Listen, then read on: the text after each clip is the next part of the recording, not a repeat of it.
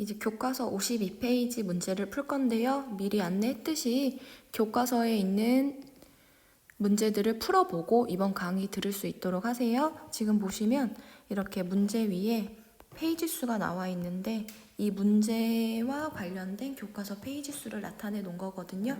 혹시 문제를 풀다가 내가 이 부분이 부족하다 싶으면은 위에 적혀져 있는 페이지를 펼쳐서 학습하면 된다. 이렇게 알고 계셔요. 그럼 1번 문제 보시면요. 초기 우주의 진화 과정에서 일어났던 사건을 시간 순서대로 나열하시오. 우리는 다 알고 있어. 항상 간단한 거에서 복잡한 게 생성되는 쪽으로 시간이 진행됐다라는 거 알고 계시죠? 그럼 당연히 빅뱅이 가장 먼저 일어났어야 되고 그 다음에 이 중에 나다라 중에 가장 간단한 게 뭐예요? 양성자와 중성자가 생성이 됐고 그 다음에 양성자와 중성자가 합쳐져서 원자핵이 생성이 됐고 마지막으로 원자핵과 나머지 전자들이 합쳐져서 원자가 됐다라는 거. 그래서 순서대로 가, 라, 나, 다 이렇게 답이 됩니다. 그럼 이 사이에 하나 빠진 게 있죠? 양성자와 중성자가 형성이 되기 전에 가장 작은 쿼크와 전자가 생성됐다라는 거, 이것도 알고 계시면 돼요. 그럼 순서대로 초기 빅뱅이 일어난 후에 가장 작은 입자, 우리가 알고 있는 과학에서 가장 작은 입자인 쿼크와 전자가 생성이 됐고 얘네 둘이 합쳐져서 양성자와 중성자를 만들었고 그럼 또 얘네들이 합쳐져서 원자핵을 만들었고 마지막으로 완벽한 원자를 만들었다. 이렇게 알고 계시면 됩니다. 그 다음에 두 번째 문제를 보시면요. 스펙트럼에 관한 문제인데요. 이 스펙트럼의 밑에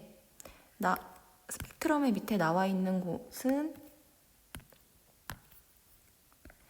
이제 파장 나노미터라고 해서 파장을 나타내는 거거든요. 근데 너무 어렵게 생각하지 말고 어떤 원소는 특정한 에너지만을 흡수하거나 또는 방출합니다. 이거는 특정한 에너지만을 흡수하고 방출한다. 그래서 특정한 에너지를 흡수했을 때 나타나는 게 흡수 스펙트럼이고 그 다음에 특정한 에너지를 방출했을 때 나타나는 거는 방출 스펙트럼인데 지금 여기서 보시면은 가와 같이 색깔의 선들이 나와 있는 것들을 방출 스펙트럼 그리고 나와 같이 특정 부분만 색깔이 없어졌어. 누가 흡수해버린 거야. 이런 것들을 흡수 스펙트럼이라고 합니다. 근데 어쨌든 얘네들은 스펙트럼이에요. 뭐라고 보시면 되냐면 원소의 지문이다 라고 생각을 하시면 됩니다. 원소의 지문을 스펙트럼이라고 하고요. 그럼 우리는 스펙트럼을 보고서 그 원소가 무엇인지 찾을 수 있다라는 거. 요 정도만 알고 계시면 돼요. 원소의 지문이 스펙트럼이다. 그럼 이제 보시면요. 가는 아까 뭐라 그랬냐면 방출 스펙트럼이고 나는 흡수 스펙트럼입니다. 근데 문제에서 뭐라 그랬냐면 수소기체가 들어있는 방정관에 둘 중에 하나는 수소기체가 들어있는 방정관에서 나온 스펙트럼이고 둘 중에 하나는 태양을 관찰하여 얻은 선 스펙트럼인데요. 여기서 지금 수소기체가 들어있는 방정관 그럼 방정관은 되게 높은 에너지를 가해서 뭔가 방출하게 만드는 거라고 생각하시면 돼요. 방정관은 높은 에너지를 뭔가 가해서 방출하게 만드는 거. 그래서 방정관을 딱 떠올리시면요.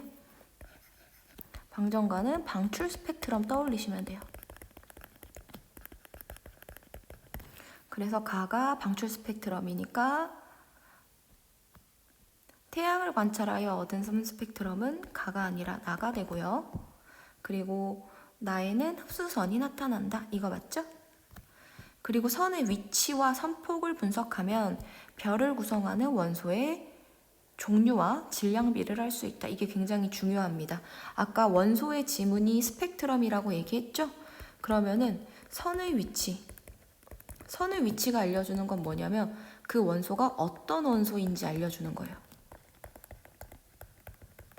선의 위치가 알려주는 건 어떤 원소인지 알려주는 거고요. 또 선의 굵기가 알려주는 건요. 그 원소의 밀도라고 보시면 돼요. 그 원소의 밀도. 쉽게 얘기하면은 존재량? 이렇게 존재량이라고 봐주시면 됩니다. 그럼 여기 문제에 나와 있죠? 선의 위치를 알면 난 어떤 원소인지 알 수 있어. 어떤 원소인지 알 수 있고, 그 다음에 선의 굵기, 선폭을 알면 그 원소의 질량비를 알 수 있다. 우리가 꼭 암기해야 되는 문장 중에 하나거든요. 그 디귿 잘 보시고요. 그 다음에 마지막으로 리을, 태양은 수소를 분석하고 있대. 지금 나가 태양이죠? 태양이고 얘가 가가 수소예요. 가가 수소고 나가 태양이에요. 그러면 지금 보시면 수소와 똑같은 위치의 선이 태양 흡수 스펙트럼 안에도 들어가 있죠. 그래서 우리는 태양은 수소를 포함하고 있다라고도 이야기할 수 있습니다. 근데 질문, 태양은 수소만 있을까? 아니죠. 왜냐하면 지금 제가 노란색으로 이렇게 색칠하는 부분은 수소의 스펙트럼이에요. 수소랑 똑같은. 근데 나머지 선들은 수소가 아닌 다른 원소의 스펙트럼이다. 이렇게 봐주시면 됩니다. 그러면 이제 3번 문제로 가시면요. 이거는 교과서 24페이지 관련해서 나오는 거예요. 지금 핵융합 반응이다 라고 얘기가 나오는데요. 핵융합 반응도 고온에서 일어나고, 고온에서 일어나는 반응이고 당연히 융합이잖아요. 간단하고 가벼운 원소에서 무거운 원소로 간다라는 거. 이렇게 기억하시면 됩니다. 또 중요한 거. 우리가 기준을 나눌 건데요. 태양 정도. 그리고 교과서 보시면 태양의 10배 이렇게 나오거든요. 그럼 태양 정도는 어떤 애냐면 우주에 있는 별들 중에 태양 정도는 가벼운 별이에요. 그러면 태양 10배 되는 애들은 무거운 별이 되겠죠? 그럼 가벼운 별과 무거운 별의 차이는 뭘까? 그 중심의 온도가 다르거든요. 중심의 온도가 달라서요. 태양 정도의 가벼운 별은 핵의 온도가 낮은 편이에요. 그럼 핵융합이 일어나려면 높은 에너지가 필요한데 가벼운 별들은 온도가 낮은 편이라 핵융합이 많이 안 일어나서 수소나 헬륨 정도에서 끝나고요. 그 다음에 태양의 10배 되는 별은 무거운 별이니까 핵의 온도가 어떨까요? 핵의 온도가 높은 편이 됩니다. 그럼 핵의 온도가 높은 편이니까 되게 핵융합이 잘 일어날 수 있거든요. 그럼 가벼운 수소 헬륨뿐만 아니라 뭐까지 가능하냐면 수소, 헬륨, 그 다음에 탄소, 산소, 철까지 가요. 산소 그 사이에 규소가 하나 빠졌구나. 규소까지 가서 궁극적으로는 어디가 뭘 만들 수 있냐면 철을 만들 수 있다라는 거. 지금 정리 다시 해볼게요. 핵융합은 고온에서 일어나야 되고요. 가벼운 원소에서 무거운 원소로 융합이 되는 거잖아요. 합쳐지는데 우리가 크게 태양 정도의 가벼운 별 그리고 태양의 10배가 되는 무거운 별로 나눕니다. 그러면 가벼운 별은 어떤 문제가 있냐면 핵의 온도가 낮은 편이에요. 그러면 이제 융합이 계속 일어나려면 높은 온도에서 일어나야 되는데 핵의 온도가 낮은 편이니까 가장 간단한 융합, 수소나 헬륨 정도까지밖에 못하고요. 그 다음에 태양의 10배 정도 되는 애들은 온도가 높은 편이야. 그럼 융합이 계속 일어나서 뭐까지 만들 수 있다? 우리가 최대로 만들 수 있는 건 철까지다라는 거. 이렇게 알고 계시면 돼요. 그럼 문제 볼까요? 이 별은 태양의 질량의 10배다. 그럼 얘는 무거운 애네? 그럼 무거운 별은 충분한 온도를 갖고 있으니까 계속 융합해서 마지막에 뭐까지 만들 수 있다? 철을 만들 수 있다라는 거. 그럼 철이 생성되는 과정은 뭐? 가장 간단한 수소에서부터 헬륨, 그리고 뭐 탄소,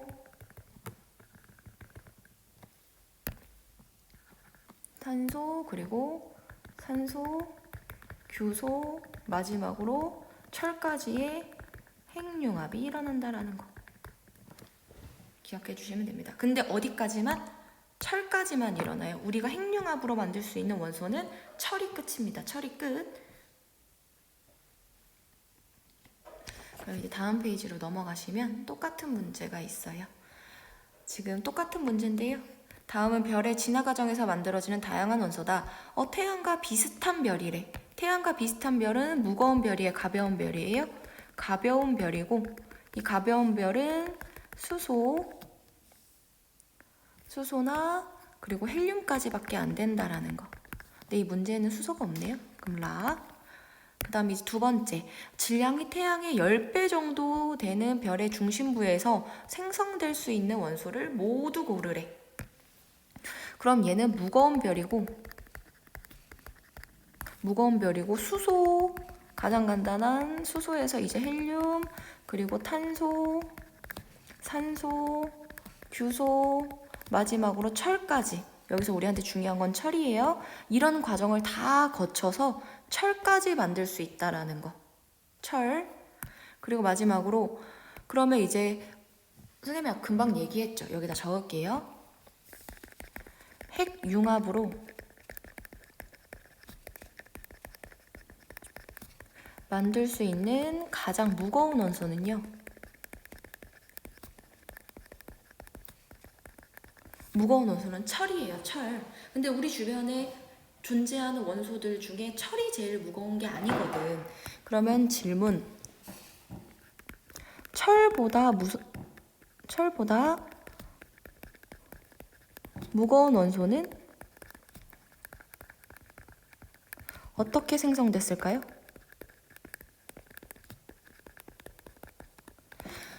이거는 핵융합으로 그 핵융합의 온도로 만들 수 있는 그 핵의 내부에서 핵융합으로 만들 수 있는 원소는 철이 제일 무겁거든요. 그럼 철보다 더 무거운 원소를 만들려면 더 강력한 어떤 온도나 에너지나 힘이 필요하다고. 그게 뭐냐면 우리는 별이 폭발할 때, 초신성 폭발할 때 더 무거운 원소가 생긴다라고 얘기를 합니다. 그럼 마지막으로 3번. 초신성 폭발로만 생성될 수 있는 원소. 다른 걸로는 안 돼. 초신성 폭발로만 생성될 수 있는 거. 철보다 무거운 거죠?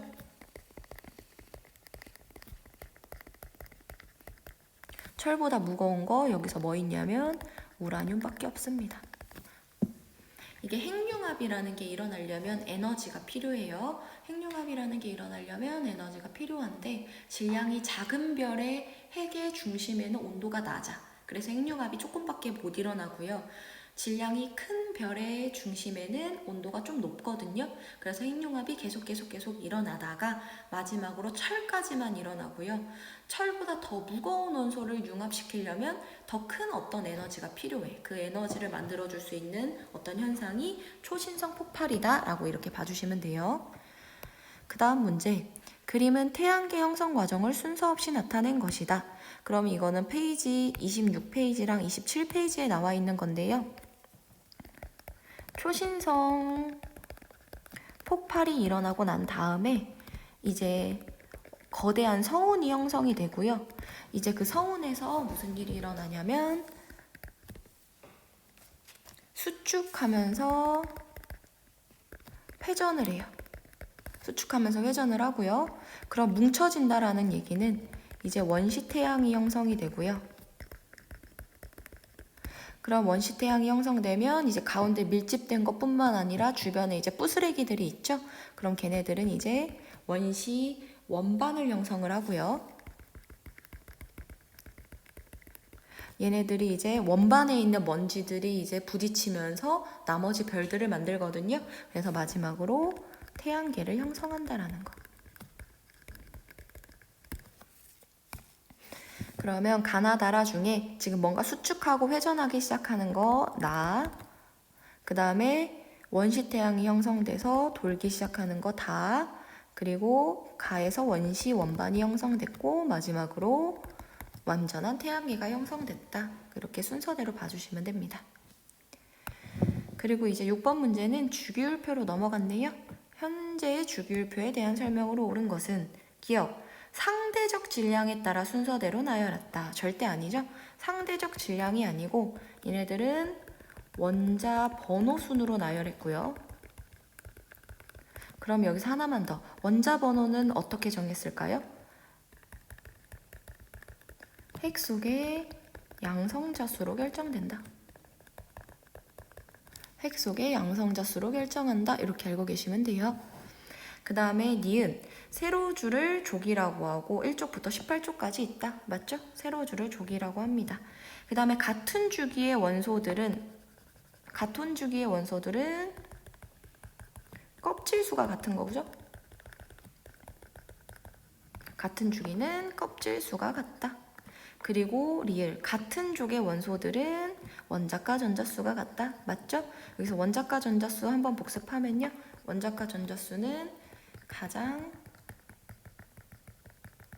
마지막 껍질에 있는 전자. 마지막 껍질에 있는 전자고 얘네들이 화학적 성질을 결정한다라는 거. 화학적 성질을 결정한다. 이렇게 알고 계시면 됩니다.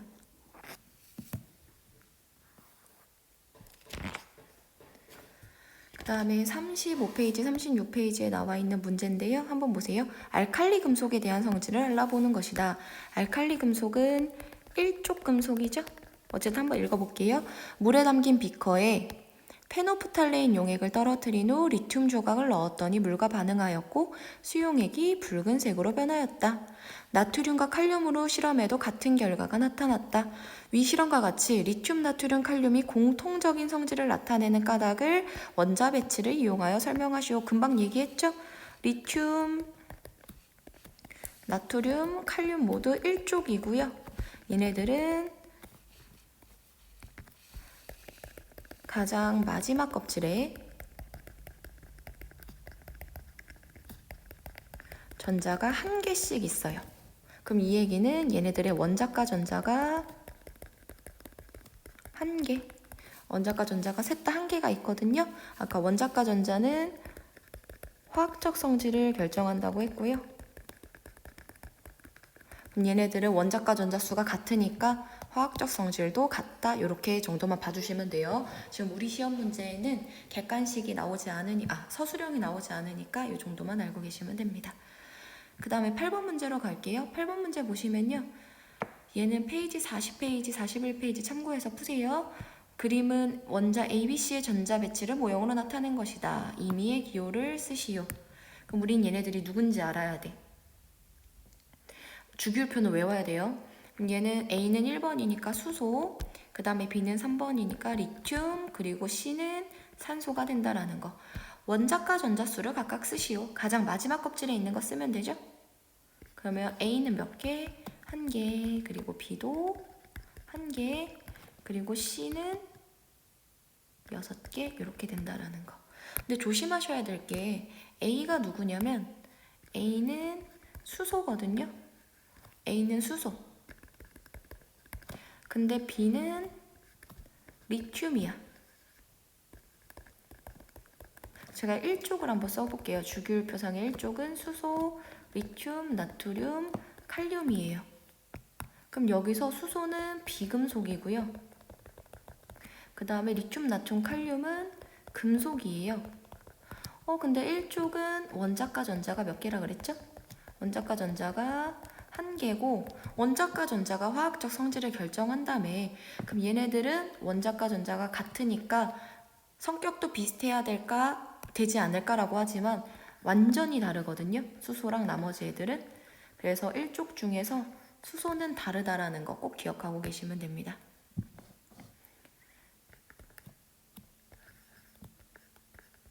수소는 리튬, 나트륨, 칼륨과 성질 다름. 특이하다라고 봐주시면 돼요. 그 다음에 A, B, C를 금속 원소와 비금속 원소로 얘기하래요. 수소, 비금속, 리튬, 금속, 얘는 산소니까 당연히 비금속이 되겠죠. 그리고 화합물 A2C, B2C의 화학결합의 종류를 각각 쓰시오 하는데 우리가 배우는 화학결합은 두 가지예요. 이온결합 그리고 공유결합 이렇게 두 가지를 배우거든요. 우리가 주기율표상에서 크게 선을 그었을 때 여기 수소 빼고 얘네들은 금속이고 비금속. 수소는 왕따인 거 아시죠? 그러면 이온 결합은 금속과 비금속이 만났을 때, 그리고 공유 결합은 비금속과 비금속이 만났을 때 이렇게 알고 계시면 됩니다. 그러면은 A와 C래. A와 C. A 더하기 C는 결국에는 수소인 비금속이랑 산소가 만난 거죠? 그럼 얘네들은 공유 결합이 될 거고. B와 C래요. 그럼 B와 C가 만난 건 결국 리튬과 산소가 만난 거죠? 그럼 얘네들은 금속과 비금속이 만난 거니까 이온 결합이 될 거고. 누구와 누가 만나는지가 굉장히 중요하다라는 거. 리튬, 금속, 산소, 비금속, 금속, 비금속이니까 이온 결합. 그리고 수소, 비금속, 산소, 비금속, 비금속, 비금속이니까 공유 결합. 이렇게 봐주시면 됩니다.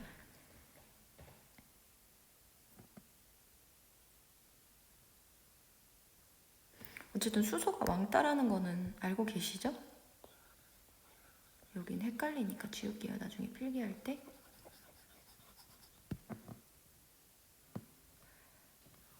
이제 다음 페이지로 넘어가 볼게요. 얘는 결합에 대한 문제인데요. 40페이지 보시면 잘 설명되어 있습니다. 염화 마그네슘이래. 마그네슘과 Cl이 만나네요. 얘 금속이고 얘 비금속이니까 당연히 무슨 결합? 이온 결합을 한다라는 거. 그럼 이온 결합을 하려면은 얘네들이 양이온이 돼야 되겠죠? 금속은 양이온이 되려고 할 거고요. 비금속은 음이온이 되려고 할 거예요. 그럼 양이온과 음이온이 만나면 얘네들 사이에는 정전기적 인력이 작용하고요. 첫 번째 정전기적 인력이 작용하고 전기적으로 플러스 마이너스가 아닌 전기적으로 중성이 돼야 된다라는 거. 요거 잘 보시면 돼요. 그러면 마그네슘 원자와 염소 원자가 염화 마그네슘을 형성하는 과정을 얘기하래요. 우리나라요. 마그네슘은 몇 쪽이죠? 마그네슘은 2족이에요. 그럼 마그네슘은 2+가 되면서 두 개의 전자를 잃어야 되고요. 그 다음에 Cl은 17쪽입니다. 그럼 Cl은 17쪽이니까 어떻게 해야 될까요?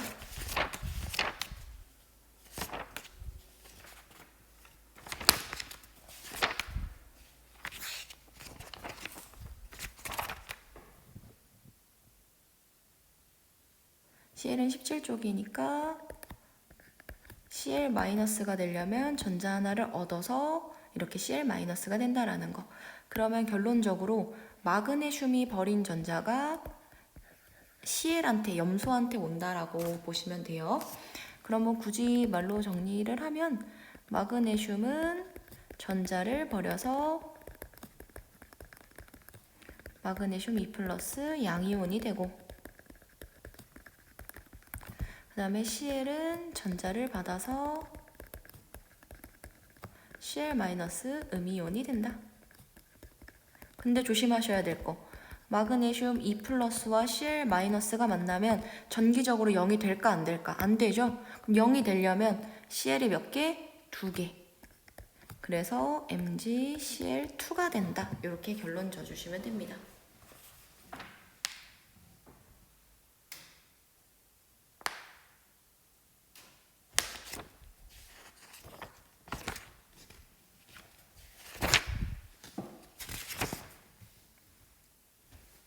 그냥 중요한 거는 여기 지금 보시면은 얘가 마그네슘이잖아요. 마그네슘 2+ 어떻게 하냐고 여기 쓰여 있잖아요. 그리고 Cl- 17번이니까 여기 마이너스라고 돼 있고 얘도 Cl-. 그러면 2+짜리랑 1-짜리가 만나서 0이 되려면 1-짜리가 두 개가 있어야 되잖아요. 그래서 MgCl2다 이렇게 봐주시면 됩니다. 이제 마지막으로 표는 물질 가나다의 화학식과 모형을 나타낸 것이다. 가나다의 화학결합의 종류를 쓰시오. 가는 O2. 그럼 얘는 비금속 더하기 비금속이니까 당연히 공유결합이고요. 그 다음에 나 H2. 얘도 비금속 더하기 비금속이니까 공유결합. 마지막으로 다는 NaCl. 얘는 금속 더하기 비금속이니까 이온결합. 해결하실 수 있죠? 그 다음에 다의 화학식을 쓰시고 고체, 액체, 수용액에서 전기 전도성을 설명하시오. 왜 문제 보시면요. Na 플러스고 Cl 마이너스잖아. Na 플러스와 Cl 마이너스는 전기적으로 중성이 되려면 1대1로 만나니까 그냥 NaCl이라고 써주시면 돼요. 그리고 이 이온 결합에서 수용액에서 전기 전도성을 설명하래. 전기가 통하냐 안 통하냐? 당연히 고체 상태일 때는 전기가 통할까 안 통할까? 고체 상태일 땐 안 통해. 그리고 액체 상태일 때 통하고 수용액일 때 통한다라는 거. 이거 중요한 내용이니까 꼭 암기하시길 바랍니다. 고생하셨어요.